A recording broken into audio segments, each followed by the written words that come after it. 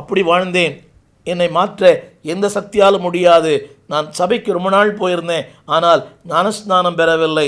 அன்பானவளே, ஒரு நாளிலே என்னுடைய போதகர் பாஸ்டர் ஹென்றி ஜோசப் ஐயா ஒரு நாள் என்னை பார்த்து கேட்டார், தம்பி ரொம்ப நாள் சபைக்கு வரீங்களே, நீங்கள் இன்னும் ஞானஸ்நானம் எடுக்கலையே? நான் சொன்னேன், ஐயா ரொம்ப கஷ்டம். அவர் சொன்னார், நான் தானே கொடுக்குறேன், உனக்கு என்ன கஷ்டம் அப்படின்னார்.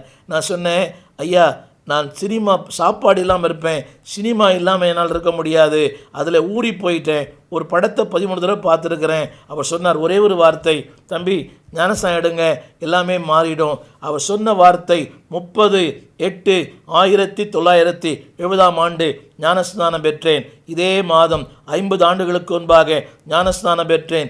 எனக்கு அன்பானவர்களே, என்றைக்கு ஞானஸ்நானம் பெற்றேனோ அன்றிருந்து என் எண்ணங்கள் மாற்றம், சுபாவங்கள் மாற்றம், எதை விட முடியாது நினைத்தேனோ அதில் வெற்றியை தந்தார். திரும்ப சொல்லுகிறேன், 50 ஆண்டுகளில் ஒரு வெற்றியான வாழ்க்கை, அதில் நான் மூழ்கி இருந்தேன். காலை முதல் ஒரே படத்தை 13 முறை பார்த்திருக்கிறேன். பார்த்து கொள்ளுங்கள் எவ்வளவு பைத்தியம். ஆனால் என்றைக்கு சபைக்குள் கால் வைத்தேனோ அன்றைக்கு என் வாழ்க்கை மாறினது, என் எண்ணங்கள் மாறினது, என் சுபாவங்கள் மாறினது.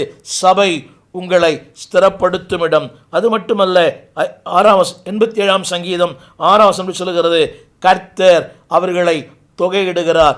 தமிழில் தொகையிடுகிறார், ஆங்கிலத்தில் God as a record and God as a register. சபைக்குள்ளே சபைக்காக நீ செய்கிற சின்ன சின்ன காரியங்களையும் சின்ன சின்ன தியாகங்களையும் ஆண்டவர் தொகையிடுகிறார்.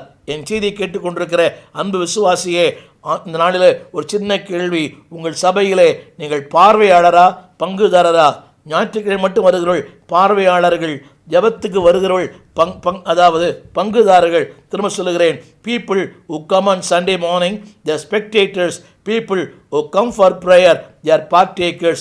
இன்றைக்கு பார்வையாளர் அதிகமாக இருக்கிறார்கள், பங்குதாரர்கள் குறைவாக இருக்கிறார்கள். திரும்ப சொல்லுகிறேன், கிரிக்கெட் மேட்ச் ஆடுறது ரொம்ப கஷ்டம், ஆனால் அந்த கிரிக்கெட் மேட்ச் பார்க்குறவங்க லட்சக்கணக்கான மக்கள் நிறைய கமெண்ட்ஸ் கொடுப்பாங்க, முட்டாள் கேட்ச விட்டான். ஆனால் அங்கே இறங்கி ஆடும்போது தான் அவனுடைய கஷ்டம் தெரியும். என்னை கேட்டுக்கொண்டிருக்கிற அன்பு விசுவாசியே, நீ பார்வையாளனாக இருக்காதே, உன் சபையில் ஒரு பங்குதாரராக இரு. தேவன் சொல்லுகிறார், தேவன் தொகையிடுகிறார். ஒருவேளை பாஸ்டர் தொகையிடுகிறாரோ இல்லையோ, பரலோகம் உன் உழைப்பை, உன்னுடைய காணிக்கைகளை, உன்னுடைய அர்ப்பணத்தை பரலோகம் தொகையிடுகிறது. தமிழ் வேதத்தில் தொகையிடுவார், ஆங்கில வேதத்தில் God as a record and God as a register. அடுத்து சொல்ல விரும்புகிறேன், 87ஆம் சங்கீதம் 7 சபை என்பது ஒரு ஊற்று. அன்பானவர்களே, சபை என்பது is a divine place, not a divine place, is a divine pleasure. சபை என்பது ஒரு ஊற்று. அன்பானவர்களே, உங்களுக்கு ஒன்று தெரியும்,